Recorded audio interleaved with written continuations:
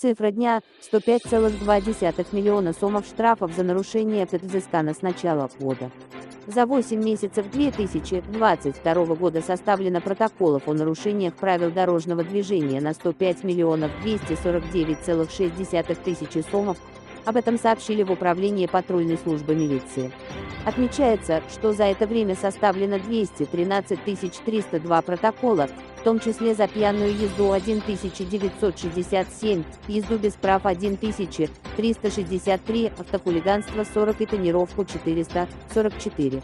Кроме того, 17 150 протоколов составлено на пешеходов или велосипедистов, нарушивших ТГ, за нарушение правил остановки или стоянки 113 970, и за иные нарушения 3000, на штрафстоянку выдворено 17 159 машин.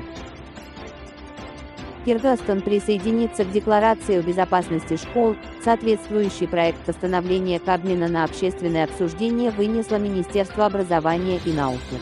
Как отмечается в справке обоснования, проект разработан для защиты образовательных организаций в период военных конфликтов в Кыргызстане, а также создания условий для получения непрерывного образования в это время. Кыргызстану предложила присоединиться к декларации «Глобальная коалиция по защите образовательных учреждений КПЕ». В ведомстве считают, что это создаст возможность рассмотреть конкретные меры по предотвращению использования школ вооруженными силами и негосударственными формированиями в нарушение соответствующих норм международного права.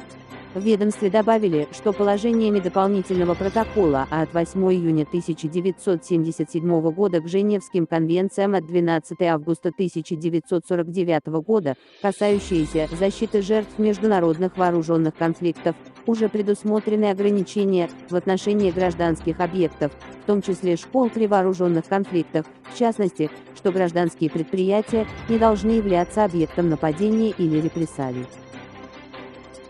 Убийство Садыркулова. Эксперт от столкновения машина не могла загореться. В Аламединском районном суде Чуйской области проходит разбирательство в отношении Санжара Сапарбекова, подозреваемого в убийстве экс-руководителя администрации президента Медита Садыркулова. Председательствует на процессе судья Бигболот Жаналиев. На заседании допросили бывшего эксперта Елену Яковлеву, она проводила взрывотехническую и пожарно-техническую экспертизы.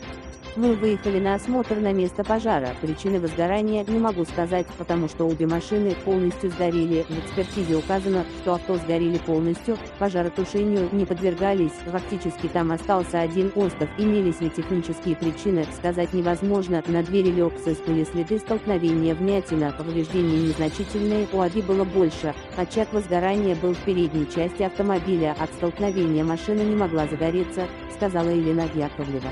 Экс-руководитель администрации президента Медита Садыркулова, бывшего директора Международного института стратегических исследований Сергея Слепченко и водителя Кубаночкейка Сулайманова убили 13 марта 2009 года в пригороде Бишкека.